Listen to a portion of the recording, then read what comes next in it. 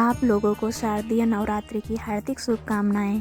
तो सबसे पहले हम एक चौकी लेंगे। चौकी के ऊपर एक कपड़ा बिछाने के बाद उस पर थोड़े से अक्षत डालेंगे और माता रानी की फ़ोटो स्थापित करेंगे। माता रानी के लिए एक साफ चुनरी ले लेंगे।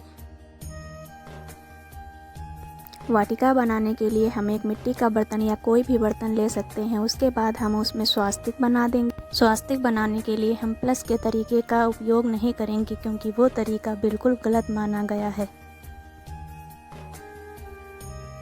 स्वास्तिक बनाने के बाद पात्र में हम थोड़े से अक्षत डाल लेंगे। अक्षत डालने के बाद हमारे पास जो भी मिट्टी है, हमें नहीं पता आप कौन सी मिट्टी ले रहे हैं, पर जो भी मिट्टी है उसको पात्र में डालने के बाद थोड़े से जौ ऊपर से डाल लेंगे, जिससे हमारे ज्वारें अच्छे से उगें।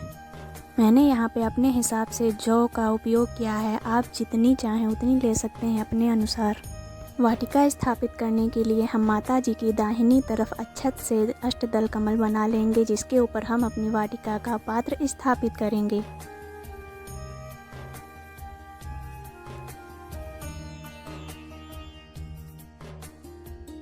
कलश की स्थापना के लिए हमें एक लोटा चाहिए। लोटे के मुख पर कलेवा लपेटकर उसमें जल भरेंगे और उसमें थोड़ा सा गंगा जल डाल लेंगे।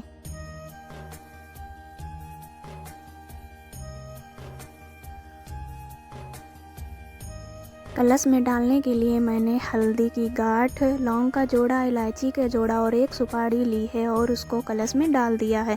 कलश में उसको डालने के बाद मैंने एक सिक्का लिया है, रोली ली है, थोड़े से अक्षत लिए हैं जो कि मैंने कलश में डाला हुआ है। रोली से हम कलश के ऊपर स्वास्तिक बना देंगे। कलश के ऊपर रखने के लिए मैंने एक प्लेट ली है। आप कटोरी या प्लेट कुछ भी ले सकते हैं। उसके ऊपर थोड़े से अक्षत रखने के बाद मैंने लिया है एक जटा वाला नारियल। उसके ऊपर मैंने तूल का कपड़ा या आप कोई भी लाल कलर का कपड़ा उस पर बांध सकते हैं और मौली से 7 बार उसको घुमा देंगे। मौली घुमाने के बाद हम कलश स्थापित करने के लिए अक्षत से अष्टदल कमल बनाएंगे, क्योंकि कलश स्थापित करने के लिए हमें अष्टदल कमल ही बनाना चाहिए। फिर कलश में पंच पल्लव यानी आम के पत्ते लगाकर कलश को स्थापित कर देंगे। कलश स्थापित करने से पहले हम जटा नारियल को तिलक करेंगे, उसके बाद ही हम कलश स्थापित करेंगे। यहाँ पे मैंने माता रानी के लिए फूल की माला बनाई है। उसके बाद मैंने मेवे की भी माला बनाई है और माता रानी को समर्पित की है। हम सुहागनों के लिए सुहाग का बहुत बड़ा महत्व होता है, इसलिए हम किसी भी माता की पूजा करें उसमें हम सुहाग का सामान और सुहाग जरूर समर्पित करेंगे। उसके बाद मैंने माता रानी को पंचमेवे का भोग लगाया और माता रानी की अच्छे से पूजा की।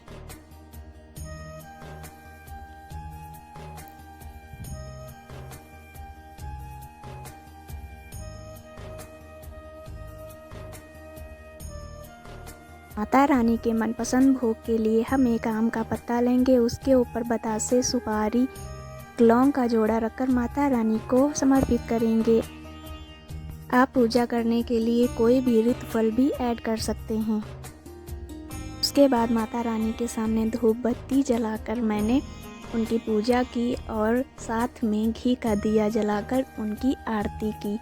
कहते हैं कि जो भी माता रानी की सच्चे मन से पूजा करता है, माता रानी उसकी मनोकामना जरूर पूरी करती हैं।